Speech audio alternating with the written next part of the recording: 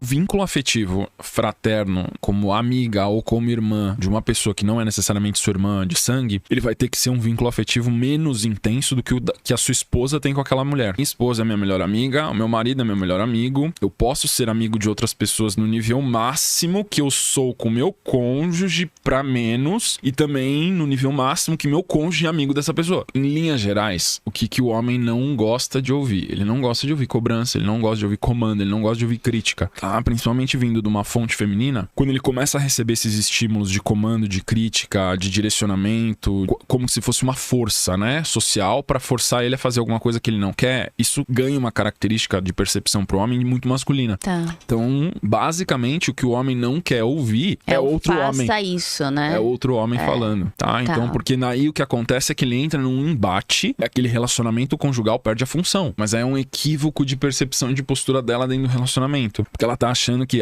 ele tá falando do negócio dele, ou do trabalho dele, ou que seja de uma coisa que eu não entendo. Não como que eu vou falar sobre esse assunto? Você não precisa falar do assunto, você tem que falar sobre as pessoas. Porque o que a mulher tem de grande diferencial de sensibilidade é a leitura das pessoas que estão ao redor do seu marido, ou do seu namorado, ou do seu noivo, da pessoa com que você tá se relacionando. Então, quando você fala da dinâmica de relacionamentos, que é um assunto de alto interesse para as mulheres. Radar feminino, né? De más intenções, de boas intenções, de quem tem valores, de quem não tem valores, de quem não tem caráter, de quem tem caráter. Quando ela foca nesse ponto principal, ela abre um panorama de visão que às vezes ele não estava prestando atenção porque ele tá prestando atenção no detalhe técnico. Ele não quer opinião técnica. Mesmo que o homem ele tenha uma natureza de resolução de problema, tem um limite. Então, assim, quando ele percebe que ele resolve o problema e ela fabrica outro, essa fabricação artificial de problemas é o problema em si. Então ele fala assim, eu vou parar de interagir com essa mulher porque ela fabrica problema do nada. Ela tira problema de onde não existe. Como o homem maduro e o homem imaturo recebe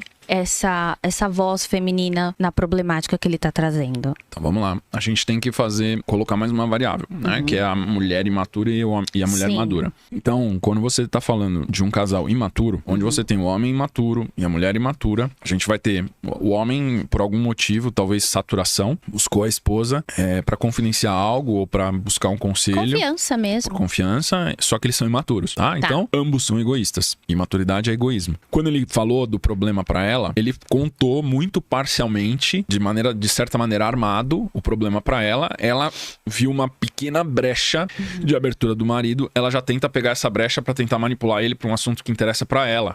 Que o assunto que ele tá falando não tem interesse. Então ela tenta mudar e transicionar o assunto pra um assunto do interesse dela. Ao casal que tem maturidade, onde já tem aderência, por exemplo, ao princípio da verdade. Pode ser tanto do marido como da esposa. No caso que você citou, foi a esposa, tá conectada com Deus e tá falando, fez uma advertência. Isso que você está fazendo, você está corrompendo o seu caráter. Se você continuar e você persistir nisso, isso é uma via que não tem volta. Se ele dá um chilique, é uma prova de que você tá certa. Tá? Isso. Então você não precisa entrar no chilique. Você pode dormir tranquila, deixar ele chilicado. Deixa ele chilicado porque significa... bateu a consciência nele. Porque bateu num nervo de sensibilidade onde ele não tem como contra-argumentar e por isso que ele fez o chilique e infantilizou. Chilique é infantilização. Então, o que você tem que fazer como esposa, nesse caso, simplesmente ficar em paz, não se perturbar e deixar ele com aquela verdade, deixar ele digerir aquilo. Muitas mulheres reclamam que os parceiros ou pretendentes se comunicam pouco. A gente sabe que você já falou, né, de looping de bom dia, bom dia, bom dia, né? Especialmente por WhatsApp. Tem diferença da mulher pro homem nesse sentido? Se o cara tá falando pouco, é porque ele não tá nem aí pra ela? A gente precisa distinguir o que é relacionamento digital do que é relacionamento real, no mundo real. Um casal que já existe ou dois solteiros que estão começando a interagir por uma rede social. Numa sociedade moderna, eu acho que existe muito receio de ambas as partes, né? Principalmente como a sociedade está estruturada hoje, principalmente quem tá longe das virtudes, quem tá longe de Deus, existe muito receio da parte dos homens em interagir pessoalmente com as mulheres, porque tem, eu acho que medo dos homens muito de ser mal interpretado, ou de receber rejeição, ou de não saber o que falar. É muito mais fácil ele fazer uma abordagem digital e esperar uma resposta dela pra ver se ele continua, do que ele fazer uma abordagem no mundo real. E também hoje o mundo tá com tanto milindre que até pra você falar oi pra uma pessoa, você tem que tomar cuidado, né? Então, é exatamente isso que eu quero dizer. Então, existe um certo certo senso comum nos homens hoje em dia, no mundo moderno, de que abordar uma mulher, você tá correndo um certo risco, seja jurídico, seja social, seja... Concordo. Então, muitos homens estão muito cautelosos, principalmente se um homem normal, né? Um homem que não tem nenhum tipo de projeção, não tem nenhum tipo de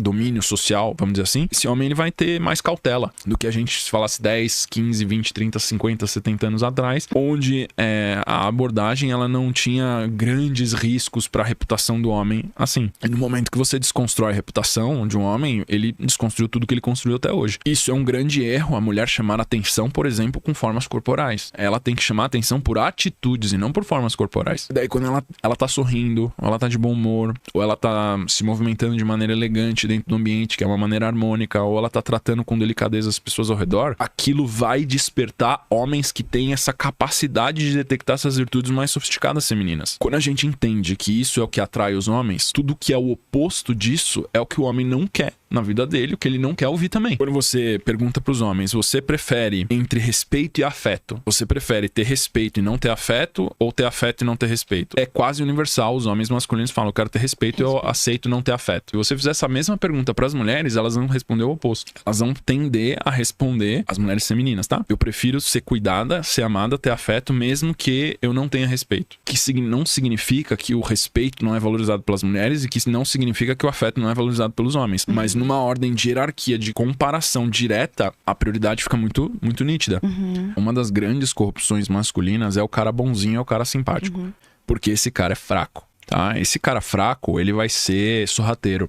São esses caras que fazem as piores perversões possíveis, porque eles não respeitam nada nem ninguém, porque eles não se sentem respeitados.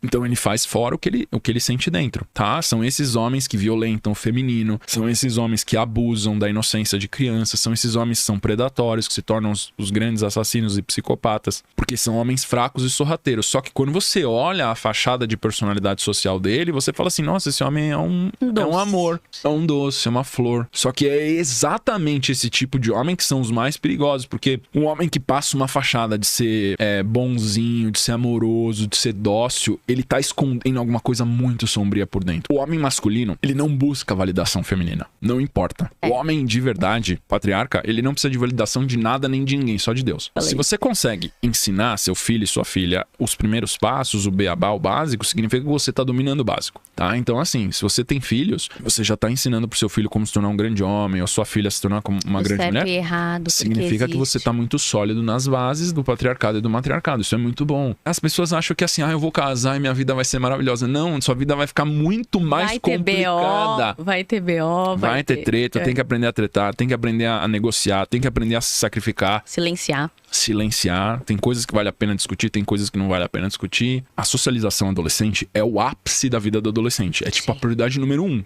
Eles largam pai, eles largam mãe, eles largam o que for. O adulto, ele socializa também. Ele tem esse lado juvenil, que é o lado da descontração e tudo mais. Só que isso não é o clímax da vida do adulto. Quando você tá com amigos que têm valores iguais aos seus, você relaxa, você vai ter um momento de descontração e de compartilhar, vai. Só que o clímax da sua vida é sua família. É servir a Deus e logo abaixo, servir a sua família. Então, dentro do processo de hierarquia, o que a gente tem na adolescência, o adolescente descobriu a socialização e pertencimento social. O adulto, ele descobre o serviço à família e o serviço a Deus. Então abre-se um novo paradigma de um serviço muito mais pleno, muito mais profundo e muito mais sacrificante. Eu falo, é muito difícil você substituir a experiência de ser pai e de ser mãe. É muito difícil. A não ser que você, obviamente, se disponibilize para adotar. Adotar não significa que você vai adotar uma outra criança para criar desde bebê, mas você vai adotar outros seres humanos na jornada de amadurecimento deles. Por exemplo, um professor, uma pessoa que é professor, adota temporariamente, toda vez que o aluno está ali disponível para ele, está dedicado, ele tá adotando seres humanos. Responsabilidade. Uma responsabilidade absurda. Por isso que tem tanto ataque ideopolítico no professorado. Cooptando professores a virar um movimento político, não algo educacional. Porque você tá controlando a mente daquelas crianças. de certa maneira. Então você tem ali uma adoção do professor dos alunos, adotando os alunos. Quando o conselho feminino é bem feito, o homem pode dar um chilique ou não, ele pode só se afastar e falar assim,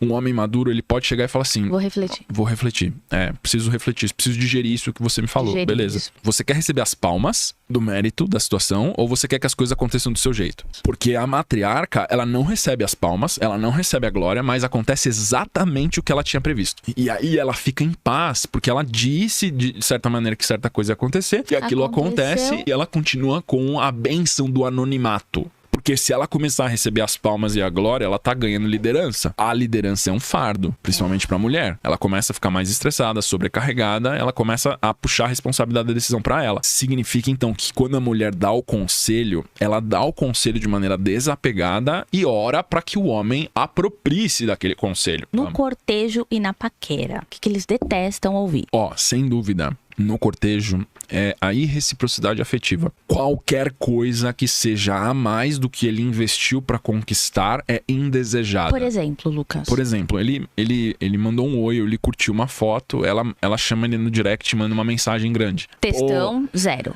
Textão zero. Não, que legal, vi que você curtiu minha foto, tô te seguindo aqui, se você quiser marcar alguma coisa. Erro gravíssimo. Queimou a largada. Queimou totalmente a largada. Tipo, a probabilidade dele responder é quase zero, a não ser que ele seja um homem feminino. Ou que ele tá caçando. Que tá com a polaridade oposta. Ele tá vendo ela como uma caça sexual extremamente fácil. Ela é atraente pra isso. A beleza física dela atrai ele. Ou ele é um cara feminino sensível que quer ser acolhido. Tá? Então essas são as duas possibilidades de ele responder uma iniciativa feminina. Na fase do namoro. Que os homens não gostam de ouvir. Eu acho que assim, no namoro, as regras do jogo mudam um pouco. E uma das coisas que precisam ser investigadas é a capacidade de cooperar e de parceria, tá? Então, uma coisa que os homens vão lidar muito mal no namoro é essa mulher começar a ter uma postura de esposa, tá? Então, qualquer tipo de postura, ou de palavra, ou de comunicação que tem uma tonalidade de esposa no namoro vai soar muito mal. Por exemplo, eu acho que você tem que pagar tudo pra mim. Isso no namoro vai soar muito mal. É uma função da mulher ser gestora de recursos. A gente sabe que uma habilidade que a matriarca tem a virtude da gestão de recursos com fim pro belo é gestão de recurso. Isso significa que ela precisa fazer uma análise, uma avaliação qualitativa do que está sendo gasto aquele recurso. Se eu tô gastando dinheiro, porque eu comprei um terreno, é uma coisa, pra construir a casa da nossa família.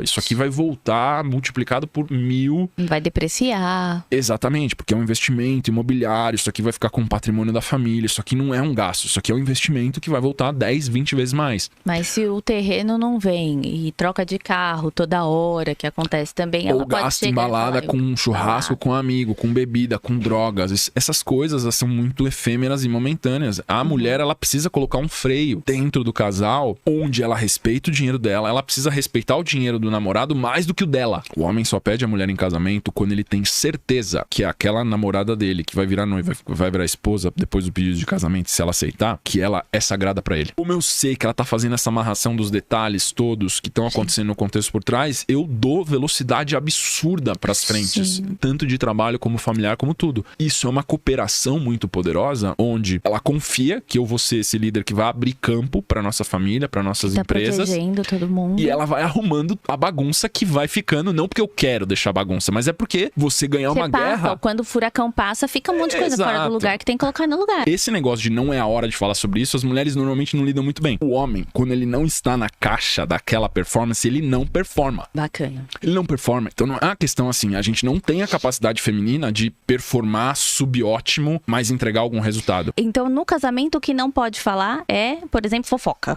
Não pode fofoca porque fofoca não tem uma finalidade. Sim. Fofoca é falar sem finalidade, é sem fim. Sim. Tá? Então, quando você vai acessar o seu marido, você tem que pensar assim, eu quero uma resolução pra esse problema que eu vou compartilhar com ele? Quero. Ótimo, fala com o seu marido, desabafa, porque ele vai te dar 3 opções pra você resolver. E você vai escolher a que é menos custosa e a que tem mais a ver com você. E às vezes pode ser até ser que ele resolva pra você. Sim. Se você deixar, tá? Só que você tem que querer resolver. Não desabafe com o seu marido, porque desabafo, a finalidade do desabafo você só quer falar. É só alívio emocional, não é resolução. Homem é pra resolver. O que uma mulher não gosta de ouvir num relacionamento, numa conversa? A mulher madura, ela não gosta de ouvir uma resposta genérica.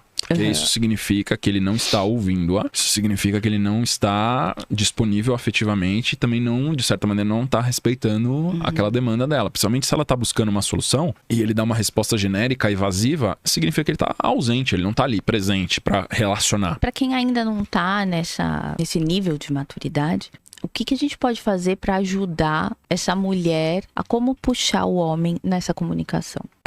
A gente vai voltar para a base, pro arroz e feijão. Verdade, respeito e diálogo, rotinas sagradas e rotinas de autocuidado. Tem que fazer a rotina sagrada, tem que fazer a rotina de autocuidado e tem que praticar verdade, respeito e diálogo dentro do relacionamento. Isso vai criar um poder gravitacional altamente cativante pela feminilidade dela estar ativa, de ele ocupar o espaço masculino. Então, Lucas, você recomenda algum material de estudo, algum livro para esse pessoal que assistiu a gente até agora? Porque a gente falou muito de comunicação aqui, né? Eu acho que